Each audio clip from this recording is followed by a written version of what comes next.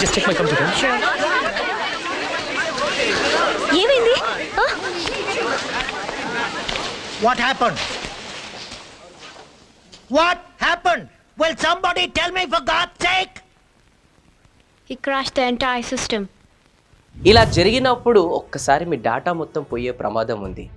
అలా జరగకుండా ఉండాలంటే ఇలాంటి సిచ్యువేషన్స్ని అవాయిడ్ చేయాలంటే మీ బిజినెస్ని క్లౌడ్లోకి మూవ్ చేసుకోవాలి. అసలు క్లౌడ్ టెక్నాలజీ లేదా క్లౌడ్ కంప్యూటింగ్ అంటే ఏంటి, దీనివల్ల ఉండే బెనిఫిట్స్ ఏంటి ఇప్పుడు మనం చూద్దాం. హలో అండి, నేను మీ వేణుకళ్య, life and business coach. First of all thank you so much clicking on this video. Cloud computing అనేది ఇంటర్నెట్ లేదా క్లౌడ్ ద్వారా మనం సర్వీస్ అనేవి పొందితే దాన్నే క్లౌడ్ కంప్యూటింగ్ అంటారు. అంటే లోకల్ హార్డ్ డ్రైవ్లు మరియు ప్రైవేట్ డేటా సెంటర్లపై డిపెండ్ అయ్యే బదులు డేటాను స్టోర్ చేయడానికి మరియు యాక్సెస్ చేయడానికి రిమోట్ సర్వర్స్లను ఉపయోగిస్తే దాన్నే క్లౌడ్ కంప్యూటింగ్ అంటారు. ఎగ్జాంపుల్గా మీరు పెన్ డ్రైవ్లు, హార్డ్ డిస్క్లలో ఏవైతే మీరు డేటాలు పెట్టుకుంటారు కదా, మీ ల్యాప్టాప్ లేదంటే డెస్క్టాప్ నిండిపోయినప్పుడు అవి క్రాష్ అయినప్పుడు ఏమవుతుంది, చాలా బాధ అవుతుంది కదా. దాని బదులు మీరు ఏదైతే ఆన్లైన్లో కొన్ని సర్వర్స్ ఉంటే ఆ సర్వర్స్లో ఏదైతే డేటాని మీరు తీసుకెళ్ళి పెడతారు కదా, దాన్నే క్లౌడ్ కంప్యూటింగ్ అంటారు, క్లౌడ్ స్టోరేజ్ అంటారు అనమాట. ఓకే, అలాగే మీరు స్మార్ట్ ఫోన్లు వాడతారు కదా, మీ స్మార్ట్ ఫోన్లలో మీ బ్యాంక్ అకౌంట్ ఓపెన్ చేసుకొని చెక్ చేసుకుంటారు కదా. ఎగ్జాంపుల్ మీరు హెచ్డిఎఫ్సి కావచ్చు, కోటాక్ మహేంద్ర కావచ్చు, ఇంకేదైనా బ్యాంక్ రిలేటెడ్ మీకు ఏవైతే ఉంటాయో ఇంటర్నెట్ బ్యాంకింగ్ ఓపెన్ చేసుకొని మీరు ఏదైతే చెక్ చేసుకుంటారు మీ ఫోన్లోనే. ఓకే, లేదంటే మీ సోషల్ మీడియా సైట్స్లో ప్రొఫైల్ పిక్ని మీరు అప్లోడ్ చేస్తున్నా మీరు క్లౌడ్ని యూజ్ చేస్తున్నట్టే అర్థం. అంటే ఆల్రెడీ క్లౌడ్ కంప్యూటింగ్ని మీరు యూజ్ చేస్తున్నారని అర్థం అనమాట. మీరు మీ బిజినెస్ని మేనేజ్ చేయడం కోసం లేదా ప్రమోషనల్ ఈమెయిల్స్ని పంపడం కోసం యాప్లను ఉపయోగిస్తుంటే మీరు ఆల్రెడీ మీ బిజినెస్లో క్లౌడ్ కంప్యూటింగ్ని ఉపయోగిస్తున్నారని అర్థం. అసలు ఇప్పుడు క్లౌడ్ కంప్యూటింగ్కి సంబంధించిన కొన్ని ఎగ్జాంపుల్స్ చెప్తాను, సో దట్ ఇంకా మీకు క్లియర్గా అర్థమవుతుంది. ఫస్ట్ వచ్చేసి సాఫ్ట్వేర్ యాజ్ ఎ సర్వీస్, దీన్నే SaaS అంటాడు. ట్రెడిషనల్ పద్ధతి ప్రకారం ఏదైనా ఓ సాఫ్ట్వేర్ని కంపెనీలో ఉన్న ప్రతి ఎంప్లాయీ సిస్టంలో డైరెక్ట్గా ఇన్స్టాల్ చేస్తాం. అదే software as a service computing model use చేస్తే వెబ్ అప్లికేషన్ని క్లౌడ్లో హోస్ట్ చేసి ఎండ్ యూజర్స్ వెబ్ బ్రౌజర్ లేదా మొబైల్ డివైస్ ద్వారా క్లౌడ్ అప్లికేషన్ని యాక్సెస్ చేసుకోవచ్చు, యూస్ చేసుకోవచ్చు. ఇంకా మీకు అర్థమయ్యే లాంగ్వేజ్లో చెప్తాను. ఇప్పుడు జనరల్గా ఓల్డ్ పద్ధతి అంటే ఏంటి, ఇప్పుడు మీ కంపెనీలో ఒక 5 ఎంప్లాయీస్ ఉన్నారనుకోండి, ఒక్కొక్కరు సిస్టంలో ఒక సాఫ్ట్వేర్ ఏదో ఒకటి తీసుకొచ్చి మీరు ఇన్స్టాల్ చేస్తారు, వాళ్ళకు ఉపయోగపడేది మీ బిజినెస్కి ఉపయోగపడుతుంది ఒక్కొక్క సిస్టంలో. ఓకేనా, ఇప్పుడు ఆ సాఫ్ట్వేర్ కనుక ఒక సిస్టంలో క్రాష్ అయితే దానికి లింక్ ఉంటాయి అనుకోండి, అన్నీ పోయినట్టే. లేదంటే ఆ సిస్టంలో ఆ సాఫ్ట్వేర్ క్రాష్ అయితే ఇంకా దాంతోపాటు అన్నీ పోయినట్టే. కానీ ఇక్కడ ఒక చిన్న లాజిక్ అనేది ఉంది. ఏంటి తెలుసా, ఇప్పుడు మీరు కనుక అదే సాఫ్ట్వేర్ ఒక ఆన్లైన్లో మీరు పెట్టేసేసుకొని అక్కడి నుంచి మీరు ఎవరైతే ఎంప్లాయీస్ ఉంటారో వాళ్ళకు ఒక యూజర్ ఐడి పాస్వర్డ్స్ ఇండివిజువల్గా ఇచ్చారనుకోండి, ప్రాబ్లం ఏముండదు. చూడండి, దీనివల్ల వీటిని మేనేజ్ చేయడానికి ఐటీ డిపార్ట్మెంట్ని స్పెషల్గా హైర్ చేసుకోవాల్సిన అవసరం కూడా లేదు. Example Gmail, sales force CRM, right signature, drop box etcetera. Second point వచ్చేసి ఇన్ఫ్రాస్ట్రక్చర్ యాజ్ ఎ సర్వీస్, దీన్నే అంటారు IaaS. అంటే the infrastructure as a service computing model ద్వారా ఒక ఆర్గనైజేషన్ యొక్క మొత్తం డేటా సెంటర్స్, అంటే ఆర్గనైజేషన్ యొక్క మొత్తం డేటా సెంటర్ని క్లౌడ్కి మూవ్ చేయొచ్చు.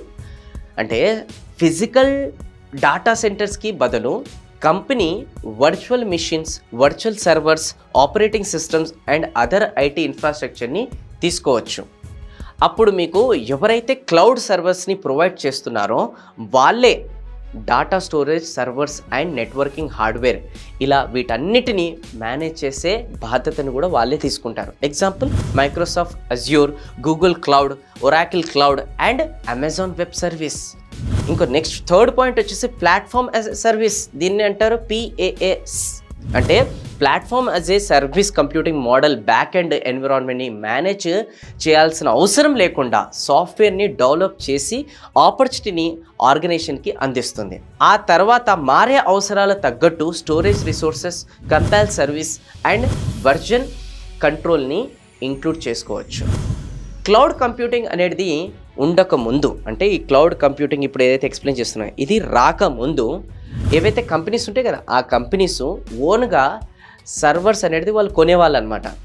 వాటిని కొనడానికి వాటికి ఎలక్ట్రిసిటీ అని, వాటికి ప్లేస్ చేయడానికి ర్యాక్స్ అని, ఇలా ఈ ఇన్ఫ్రాస్ట్రక్చర్ అన్నిటినీ మేనేజ్ చేయడానికి ఐటీ ఎక్స్పర్ట్స్ని హైర్ చేసుకోవడం కోసం వీళ్ళు చాలా డబ్బులు ఒకప్పుడు ఖర్చు పెట్టేవాళ్ళు. అసలు బిజినెస్లోని క్లౌడ్లోకి ఎందుకు మూవ్ చేయాలి? To save money. Cloud technology అనేది యూజ్ చేయడం వలన మన బిజినెస్కి అవసరమయ్యే సర్వర్లను కంపెనీలోనే హోస్ట్ చేయడం కంటే హోస్టింగ్ కంపెనీకి పే చేయడం ద్వారా ప్లేస్ మరియు ఎక్స్పెన్సెస్ని సేవ్ చేసుకోవచ్చు. ఫర్ అన్ ఎగ్జాంపుల్, ఒరాకిల్ లేదా ఏడబ్ల్యూఎస్ క్లౌడ్ కస్టమర్లు క్లౌడ్కి మారడం ద్వారా దాదాపు 30% నుండి 50% వరకు ఖర్చుని ఆదా చేసుకున్నారు. నెక్స్ట్ వచ్చేసి డాటా సెక్యూరిటీ. క్లౌడ్లో స్టోర్ చేసిన డాటా ఎంక్రిప్ట్ చేయబడుతుంది కాబట్టి మన డాటా ఫుల్ సేఫ్ అని చెప్పొచ్చు. అదేవిధంగా క్లౌడ్ టెక్నాలజీ అనేది ఫ్రీక్వెంట్గా అప్డేట్ అవుతూ ఉంటుంది కాబట్టి అన్ని రకాల సైబర్ సెక్యూరిటీ థ్రెట్స్ నుండి కూడా మన డాటాని కాపాడుకోవచ్చు. ఇంకా మూడో బెనిఫిట్ ఏంటో తెలుసా? Data recovery. చాలా మటుకు నేను చూశాను.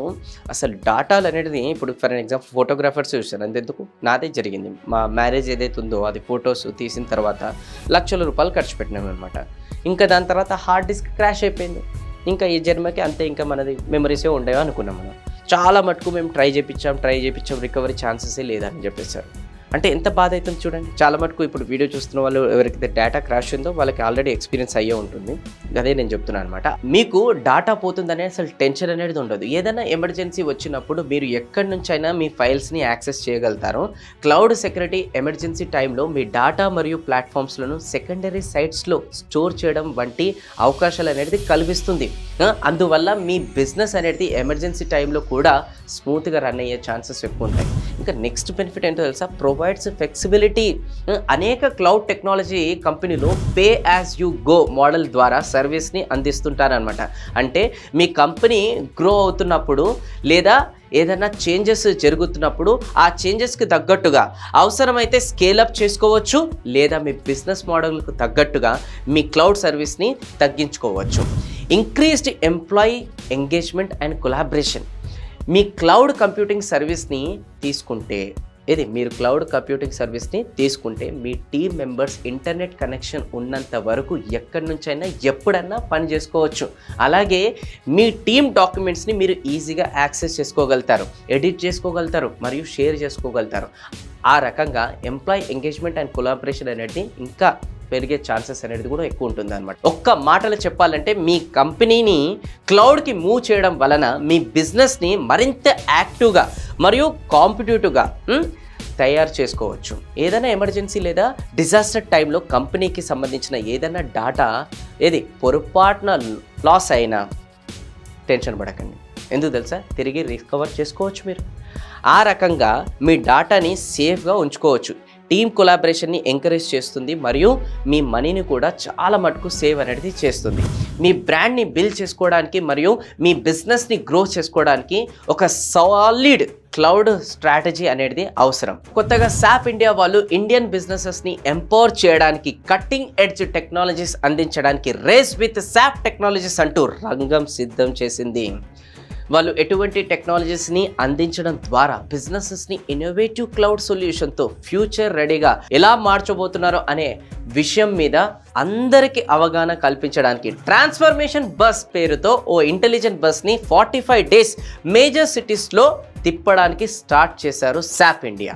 ఈ ఇంటెలిజెంట్ బస్ 60 రోజుల్లో 13 మేజర్ సిటీస్ని కవర్ చేస్తూ 7000 కిలోమీటర్స్ని ప్రయాణించి డిజిటల్ ఇండియా మరింత ముందుకు తీసుకెళ్లాలనే లక్ష్యంతో ఈ కాన్సెప్ట్ అనేది మొదలైంది. ఇది ఇప్పటికే 7000 కిలోమీటర్లు కవర్ చేసింది. ముఖ్యంగా మిడ్ సైజ్ ఇండియన్ బిజినెసెస్ని దృష్టిలో పెట్టుకొని SAP ఇండియా వాళ్ళు ఈ టెక్నాలజీని అందిస్తున్నారనమాట.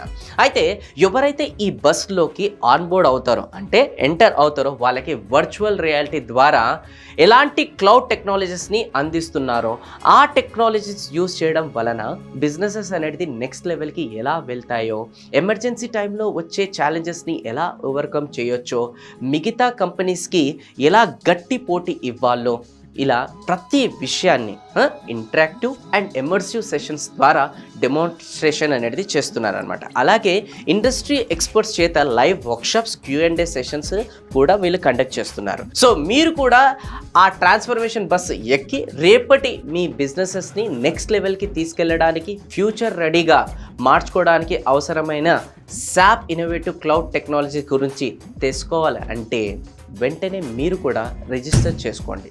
మీ సిటీని సెలెక్ట్ చేసుకోండి. మీ సిటీకి ఆ బస్ ఎప్పుడు వస్తుందో తెలుసుకోండి. డిజిటల్ ట్రాన్స్ఫర్మేషన్ వైపు మీ జర్నీని స్టార్ట్ చేయండి.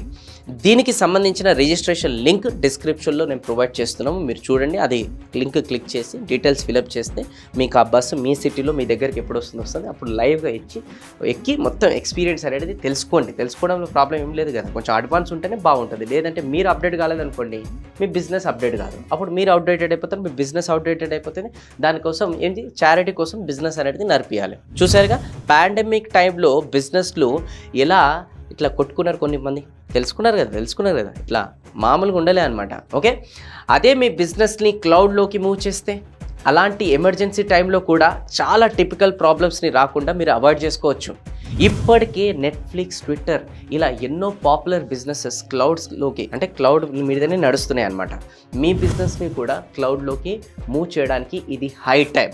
So decide today and act today for better tomorrow. నేను మీ Venukalyan signing off. Thank you so much. Jai Hind.